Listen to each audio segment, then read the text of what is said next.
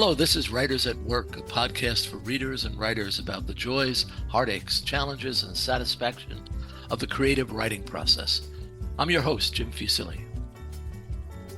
My guest on this episode of Writers at Work is Robert Hilburn, author of A Few Words in Defense of Our Country, the biography of Randy Newman.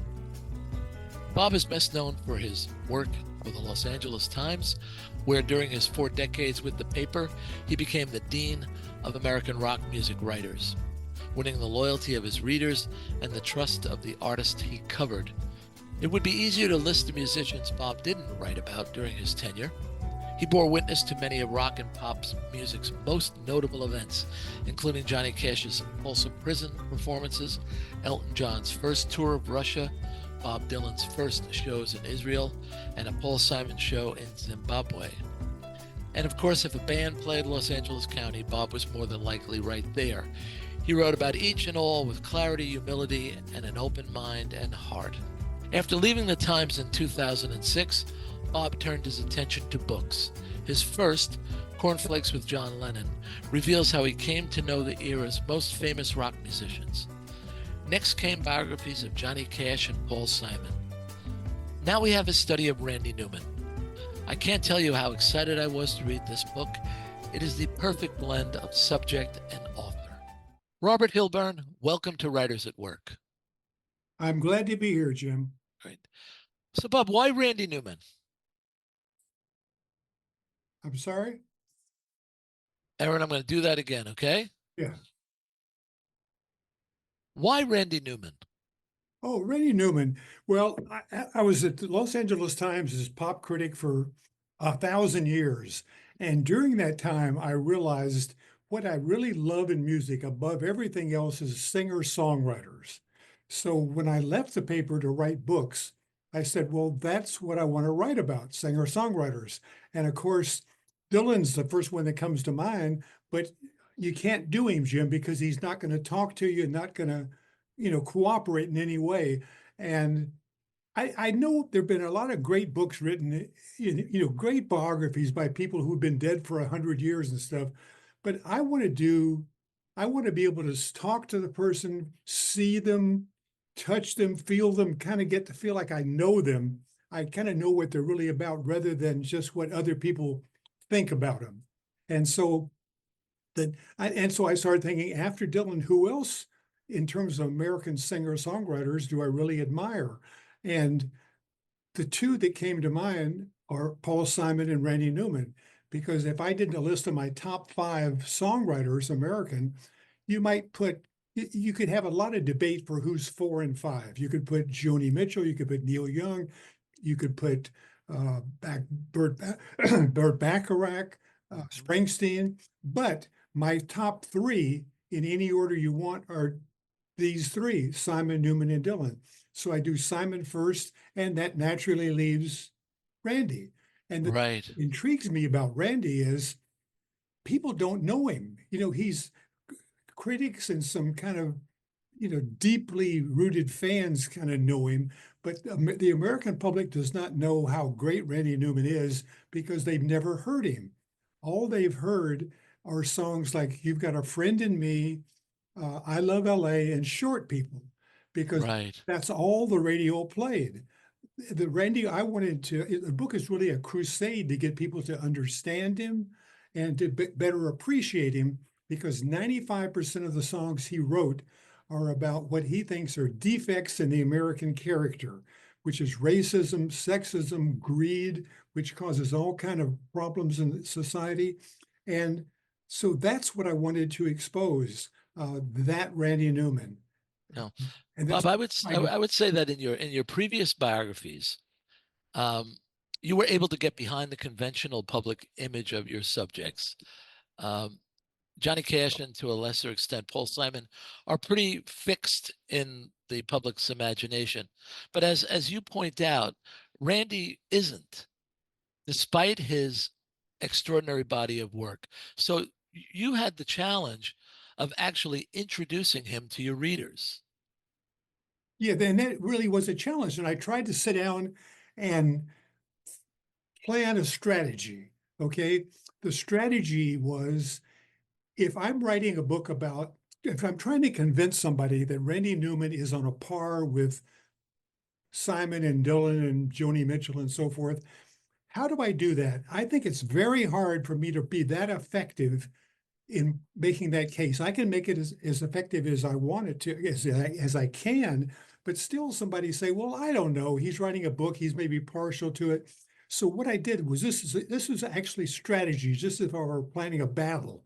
Uh, I sit down and think, well, the easiest way probably to get somebody who isn't familiar with Randy Newman to listen to him is to get an endorsement from someone that listener admires. So I sent emails to a dozen or so people who I respect, musicians, cultural writers, critics, and asked them to write original 100 to 200 word essays on why they respect Randy Newman, why people should listen to him. And I sent them out. And Jim, the great thing was 2 days later, I got that first one back, and it was from Bob Dylan, and he had written that. Isn't that amazing? It's Because amazing. Bob, doesn't do that kind of stuff. He's very unpredictable what he's ever going to do. But that was great. Then Paul Simon came back with one, uh, Don Henley, Jackson Brown, Chuck D, the hip hop guy, Thomas Friedman, the editorial columnist at the New York Times, uh, Wesley Morris, the columnist of the New York Times critic. So I put those in the book. Every new section of the book, I would have one or two of those endorsements. So I was hoping that if I could maybe whet their appetite, but if they read that Dylan and Simon and whoever else you want to know, they admire him, then that I thought would give me a slight boost in terms of convincing people. Yeah, I I, I think that first of all, Bob, I think they're great, those essays. Don't get me wrong, but um, your word is good enough for me, if you know what I mean. Well, there's two books. Yeah. Okay, but it's I was thinking about this in some ways. Yes, you have to get people to buy the book. You have people to read the book, but you have this sort of blank canvas. Because he doesn't have a fixed public image, and I think we can agree that he doesn't because his talent is so vast and he's a musical polymath that you can't really pin him down. Um, but I've always been curious about him, and I'm so glad to finally have somebody introduce me to him at a deeper level. Now Well, that's a marketing problem, I guess, but for a writer, um, that's pretty good. I mean, there's another big problem with Randy, aside from the fact that he's not a superstar. He's very private. There's an insecurity about him. He doesn't like to talk about himself. He doesn't want to appear like he's bragging. He doesn't want to say anything that he thinks might hurt a relative, or he's very cautious. And so whenever I would do questions about his personal life, which I ask because I want to see what factors influenced his decision to write about what he calls significant subjects. Uh, I found I could feel him tighten up. He would withdraw, and we had a couple times he got kind of angry that he thought I was somehow pushing him too hard. And all I was doing, Jim, was trying to ask normal questions. Why did you do this? What was this about? And the book, I really could not have done the book. It would have been a disaster, except very, very casually one day toward the later third of the interviews I did with him, he said, "Are you going to talk to my kids?" And when he said that, I didn't take it seriously. I mean, I've never found relatives or kids of stars particularly frank or forthcoming because they didn't want to say anything that damaged the person's reputation or hurt their image. I think they were not brought up to speak freely about the artists. I mean, you talk to Dylan's kids, I mean, they've had a cloak of secrecy around their father for all these years, so they're not going to step away from that. But in this case, all five of Randy's kids, they're grown adults, told me gave me the answers to all the questions I was asking Randy about the insecurity, about his habits, about his goals, about the depression, about the self-deprecation.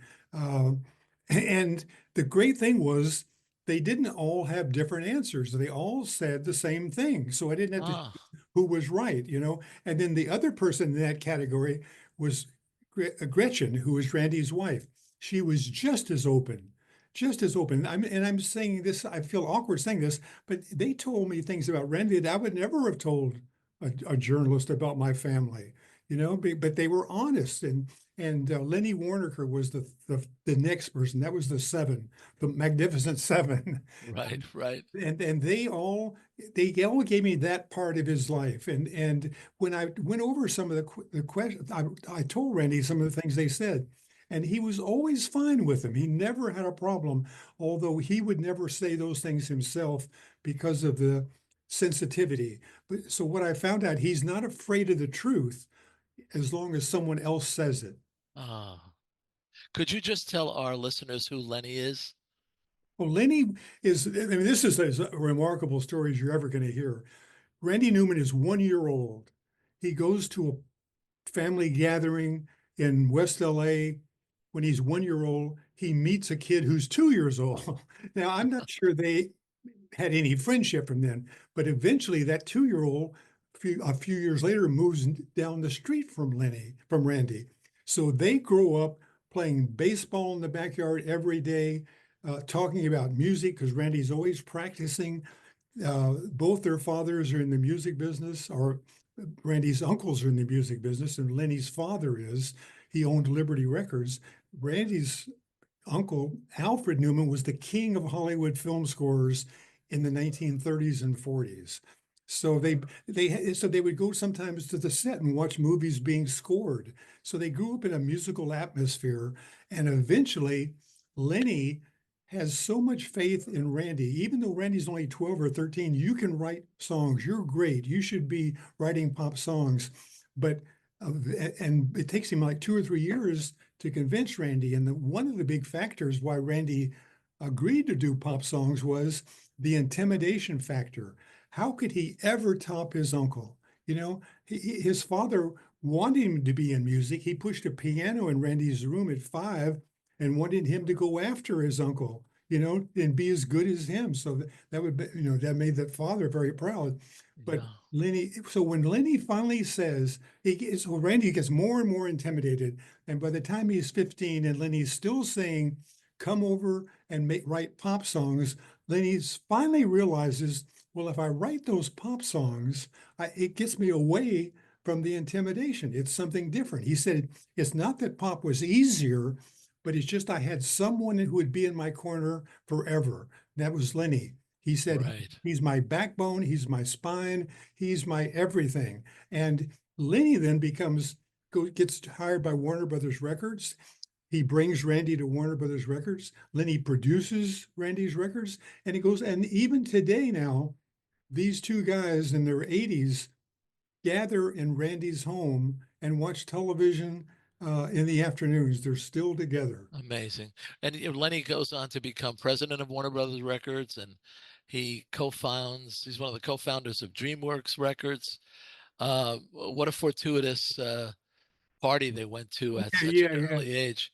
yeah. Um, I wanted to ask you about something that you alluded to slightly before, but um, one thing I love about the early chapters of the book is that you convey information that was unaware of that seems to explain Randy's preferred themes as a storyteller. You know, Yeah, unlike Johnny Cash or Paul Simon or most of our generation's great songwriters, Randy was raised in a well-to-do family. You mentioned his uncles Alfred and Lionel as Hollywood legends. He had a black nanny who taught him by example how ludicrous racial prejudice and stereotyping was. He was bullied and uncomfortable in his own body.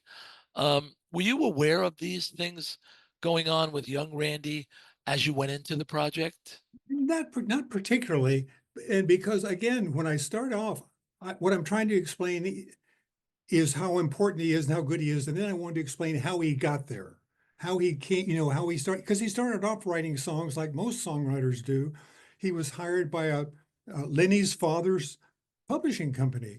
and he would write songs. This is like 1961 or two or three, and he's supposed to copy what's on the radio, because if we get a song that can get on the radio, we can get a recording artist to record it. So I don't care what you care about, Rennie, just copy those songs and try to get us a hit. And he wasn't very good at it, you know? And finally, at some point, he decides that, so Dylan comes along, Paul Simon comes along. He says, I've got to find something to write I care about, because Dylan changed everything.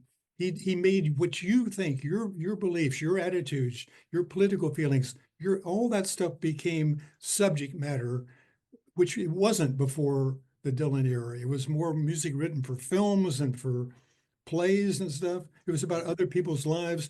But Randy finally saw, I've got to find my own voice.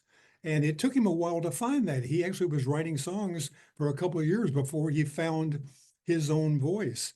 And what he did find, he started looking around him, and he had grown up in that, as you say, a very wealthy Pacific Palisades neighborhood. It was totally segregated, if you want. He didn't have a black classmate until he got to UCLA. So he says there's something wrong. That's something wrong with that. The feeling of the wealth and the privilege and stuff. And then he was born cross-eyed, and so kids would pick at him in school. He'd walk backwards in classrooms or in hallways, so they couldn't see him. And that was a painful thing. His eyes never have been corrected. And then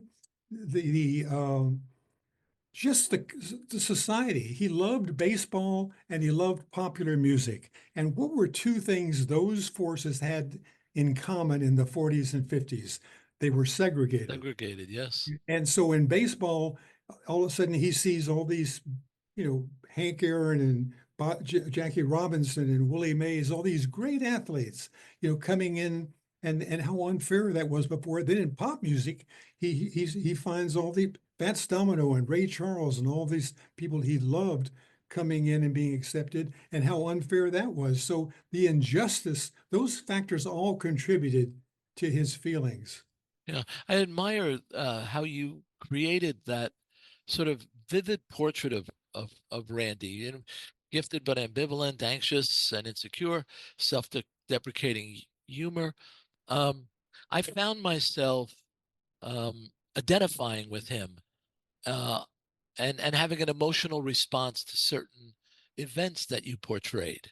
And I think that was really artfully done, Bob. And did you find yourself uh, becoming personally sympathetic to Randy on a personal level? I don't know. I always had liked him. I saw his first show at the Troubadour in 1970, and I would review him occasional times. I would interview him a few times. He was the nicest guy. He was fun. He was warm. My son wanted to be in music, and Randy invited him one time to come to one of his sessions and let him sing background on one of the songs. He was just a nice guy. So I was always uh, predisposed, I think, to liking him.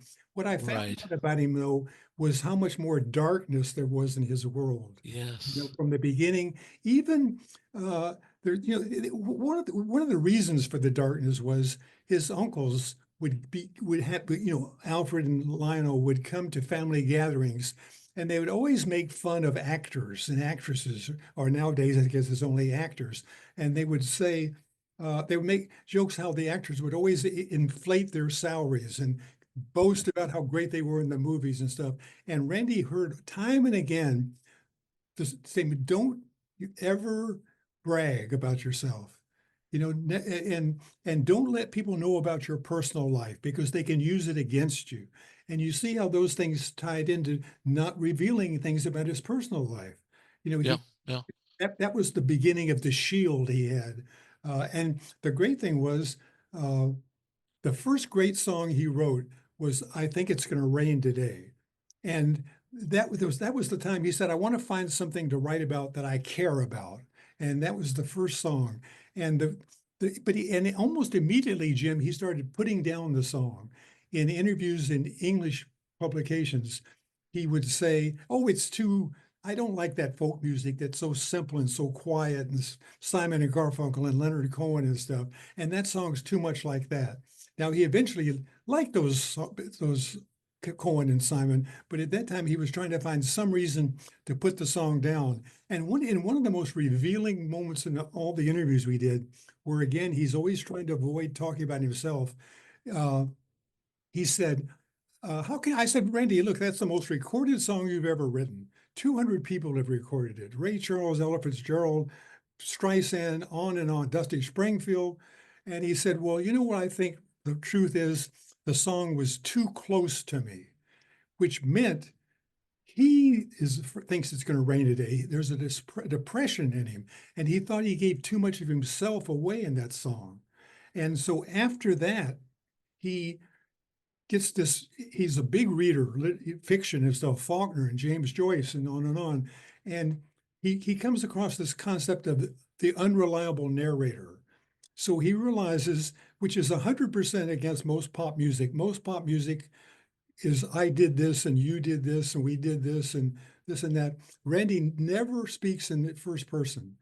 Every person in his songs he'll take a character he thinks is evil or despicable, and he'll make that character the voice in his songs. Like if you listen to Rednecks or you listen to Sail Away, he's a slave trader who goes to Africa back in the 1800s, 1700s, and gives this speech about, "Come on to America, all you natives, come on, it's a great promised land. You don't have to run around and, hunt for food." That's, so, I mean, the idea. And so the next song is Rednecks, which is a song about the evils of segregation and racial prejudice. And Randy has the guy singing all these nasty, offensive terms. And now you understand when you listen to those two songs why radio, aside from those occasional hits, never played Randy. Yeah. Because it's confusing. Who's talking here? It's too complex. We don't want to have this is going to turn listeners off. And the final point of that is that Randy realized right away that was going to cost him millions in record sales because he wasn't going to get airplay, but he didn't back down from his goal. He continued to have that significant songs his primary subject matter. What songs do you think are the most autobiographical? I mean, the opening tracks of Land of Dreams sort of promised an oral autobiography, but then he went elsewhere. I don't know any songs other than those two where when Randy says "I," he's actually talking about himself. Well, it's interesting. His brother Alan, who I should mention also was another wonderful source, he said to me when I first started talking to him, he said he called Randy and said, "Randy, what do you want me to say?" And he says, "Tell him whatever you need, tell him tell him the truth," I guess what he's saying. Yeah. And he says that I can listen to almost every Randy song and find at least one line or a phrase that is Randy. Now that's, I can't do that, but I think there are certain songs that are clearly Randy based, and you find more of them, Jim, as he gets older and more confident. But there's a song I wish everybody heard as bad as I do. I think that's the title of it. Amazing song. And it starts off, he leaves his family. He left his family and he's feeling this pain. And it's almost like the reverse of we are the world. It's not this happy song. He's thinking, I wish everybody could sing these songs so I wouldn't feel so alone. And everyone could share their pain so I wouldn't feel so all alone at this. And that's very, very truthful of Randy. I mean, again, he changes the words and stuff here and there, but the spirit of Randy's feeling, the hurt that he had at different parts of his life. Yeah. I want to go back to something you alluded to a few minutes ago. When I think of the great songwriters of our era, I think Joni Mitchell largely writing about herself, Paul Simon writing about himself but concealing it, Bruce finding his voice by exploring his personal history. As you pointed out, Bob took a more novelistic approach, creating characters that may or may not have been him. Um, where do you place Randy on that spectrum? Probably closer to Bob, would you say? Well, I mean, you're talking about as songwriters? In terms of how he's telling his story. Bob is the master of creating doubt as to who the I is in his songs. Where Yeah, Joni, the I is always Joni. uh-huh. But Randy, I guess what you're telling us is that Randy is almost never the I. Yeah, no, it's almost never the I, but there's something in it. There's an empathy in some of the songs that's him. There's a kind of a hope, faith in the country that's him. Um, but it's like he doesn't ever want to be.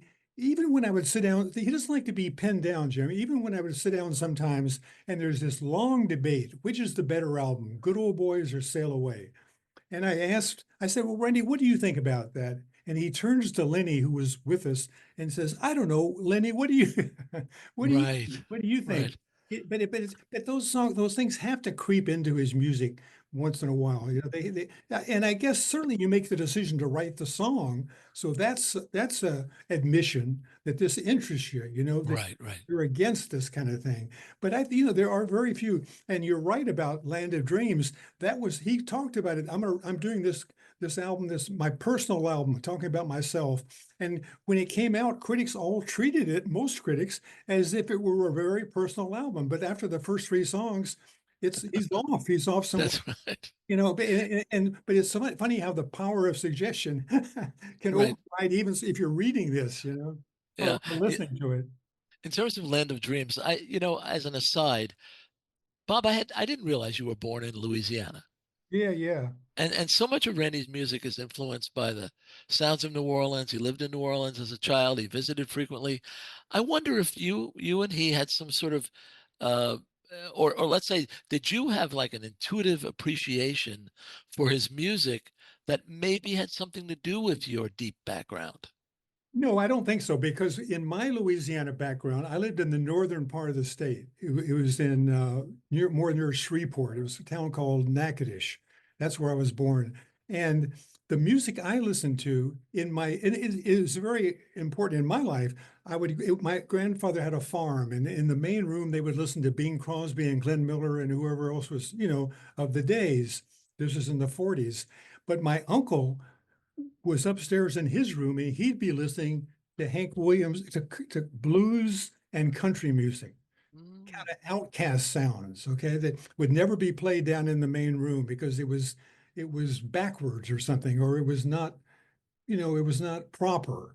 And I always, but where they would use the music as kind of background, my uncle would listen to every word. It meant so much to him. These people expressing their hopes and their pain in blues and country music. And one day, I found out, I heard this thump on the floor in my uncle's room. He had epilepsy. And the family, he was the black sheep of the family because they were embarrassed about that. So he felt comfort in this music that was considered the black sheep of the town, this country and blues. And I always thought that I always wanted to find music that meant something to people the way blues and country meant to my uncle. So I was yeah, always looking for music that had more of depth, more authenticity, more purpose, as opposed to just, I love certain songs that were just entertaining. ABBA's fantastic, but I was always looking for stuff that had a deeper purpose.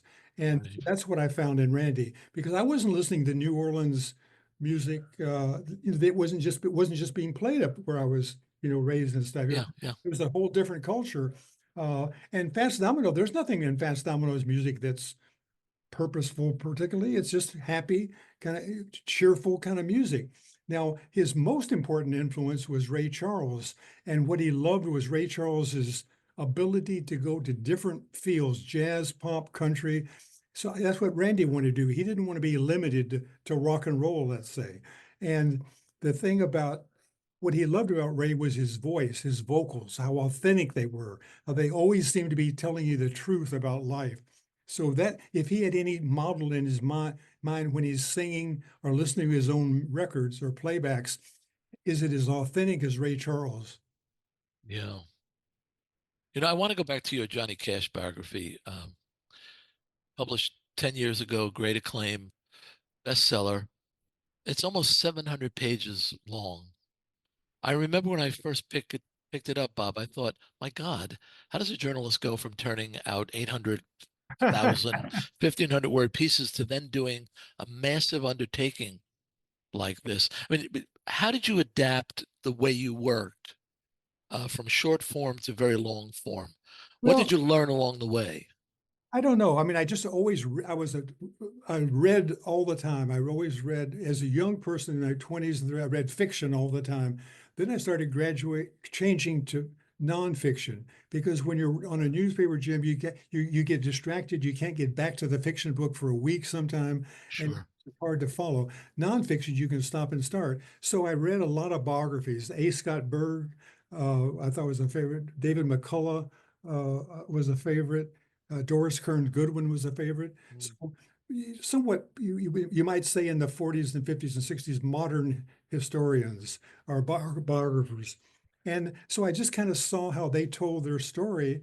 And I just, it was, I'm not sure. That's an interesting question. I mean, I just kind of felt, you have a beginning, you start at the person's life and you kind of follow through and you put down everything you think is important and you have and it only took me in that book, it took a year of research and a year of writing. Now, in the Randy book, I started this in 2020, so it took 3.5 or 4 years. But that's because he had a lot of physical problems and he wasn't available a lot of the times to keep talking. So, and again, I wanted to keep getting his view of things, not just what other Yeah. people think. I want to make sure I understand. I can look him in the eye and feel this is true. But it wasn't a big adjustment. Now that you think of it, if I thought about it, I'd probably been petrified. And No, no, but Bob, there's I'm always a fan. I read a lot of your stuff over the years, and by nature of the job, you don't have the opportunity to express your personal reaction to the psychodrama of the subject. I mean, you're writing about music and a musician, and yet throughout this book, you never fail to portray him as so human. And you could have put together 500 pages of record reviews, or well, you could have like dashed off some bio data. But there's a deep feeling in this book, Bob, that um, you know it just wasn't part of the work that we did before. There's a lot of psychology at work here. yeah, because at the paper at the LA Times, you're probably doing, let's say, two long 4 or 5 thousand word profiles a month. You're probably doing 15 reviews. You do interviews. You're always moving from thing to thing. If you get an album, if I got an album, I would listen to it that afternoon. I might listen to it again the next morning, but that's it. Then Right. I'd write about it. Which is embarrassing sometimes, Jim, because I'd come back and say, did I really like that record or did I really dislike that record? I tried to listen to it until I was really convinced of my opinion. And the greatest example was when Exile on Main Street came out. That was a very difficult album because it was a 2 record set, which was different, was unusual in those days. Plus, the Stones went in different directions a little bit, and most people did not like that record, and most critics. I mean, Right. so I listened to it a dozen times before I Oh. finally felt comfortable. And I wrote this review that was very positive. And the funny thing, I always remember 25 years later, I'm interviewing Keith Richards, and he looks across the table at me and says, "You're the guy who liked Exile on Main." Used to be, weren't you? And, but so it's very important to try to get the thing right, but you didn't have a lot of time to go into the personal life of Mick Jagger. You meet him Right. for an hour, you try to do the best you can. Some people are revealing, he's not. You go to Keith, he's more revealing. Right. So it's like, and one of the things about going from topic to topic to topic is that I you you I hate to admit this, I did not understand how important Randy Newman was. When I started the book, I thought he was no, by the time I started the book, I knew. I had a hint of it.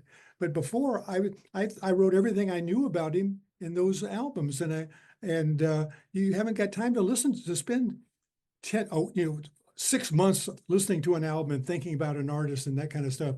So I really was surprised that 95% of his songs were about these social issues. I thought the albums were all terrific, but I thought he was just writing about life, writing about things. I didn't see the highway he was on, where he was headed, and why he was headed that way. I mean, he's much. I thought he was a great artist, but I think he's be even way beyond that in terms of the struggle he went through, the decisions he made, and the accomplishments. And so I'm much more. So I learned a lot more about him once I started writing the book. Yeah. Any advice for authors who want to write a biography of a major contemporary artist? Well, I think you've just got to make sure you care about this person. You've got to think this is one of the best people, because you're going to spend 2 years on this, and if you get bored 6 months into it, that's a lot of trouble. And I think you've got to find somebody that you think is important enough that the book will be remembered 10 or 15 or 20 years later. That it's not just the flavor of the month. And I mean, in my mind, because it inspires you to work harder. This is important. This is not just, an assignment. This isn't this and that. I mean, at the LA Times, there were, I did maybe, let's say 5,000 columns. There were 1,000 that were pretty worthless because you have to do a column every week, and sometimes there's just no good album coming out that week. There's nobody to interview. There's nothing. But you have to write something anyway. But it's not, but you always wanted to try to be, when you write books, you want this to be, you've got to convince yourself this is important. This person deserves, it doesn't have to be a major seller. I mean, I always thought John Prine, Graham Parsons, Mickey Newberry, there's a whole world of people I think are worthy of books that didn't sell a lot of records, but you've got to feel they're important. And the other thing I think is, I think it's very hard to write about somebody if you haven't met them or don't have some relationship with them. One of the things I think made the Johnny Cash book so well received was Johnny grows up in this small town in Arkansas with a gravel road. I grew up in this small town in Louisiana with a gravel road. I can picture him walking down that road. I can picture what he goes through in life when he goes to the Army, the kind of almost backward nature people think of him because he's from the South. And I met John. I was with him at Folsom Prison when he did that album. I interviewed him maybe a dozen times after that. I spent 2 days at his Carter family cabin just before his death. So I really knew Johnny Cash and I related to him. But with Simon, I got to know enough of him to feel I can answer some of these questions almost before I ask him. I know how he would react to this situation. And the same with Randy. So you want to get that kind of intimacy with the subject. And that's very difficult to do. I mean, I think one of the hardest things you do is picking your subject. Because I sat down after the Cash book. It took me a long time to pick Simon and a long time to pick Randy because I hadn't really got my vision of songwriters down. It was just kind of a, loose thing in my head. But another reason I did those two was nobody else had done them. People had written books on Simon, but no one had ever talked to him and got his cooperation. And the same with Randy, because Paul's as private as Randy. Yeah. Yeah. Bob, I could talk to you for hours about these things and your writing about popular music. A few words in defense of our country, the biography of Randy Newman adds to your wonderful legacy. Bob, thanks so much for joining me on Writers at Work. Okay, it's been a great, geez, it seems like we just said hello. I know, Bob, we could do this all night. I just love your perspective on this thing, and even it's so different than mine was, and it's fascinating to hear what you have to say. And as I said earlier, I love this book, and I highly, highly recommend it. Thanks very much, Jim. That's great. Writers at Work is a production of Bliss Publications. Erin Mitchell is our producer. Music is by Joni Mitchell, performed by Keith Jarrett. For more, see writersatworkpodcast.com. I'm your host, Jim Fusilli. Until next time, Happy reading.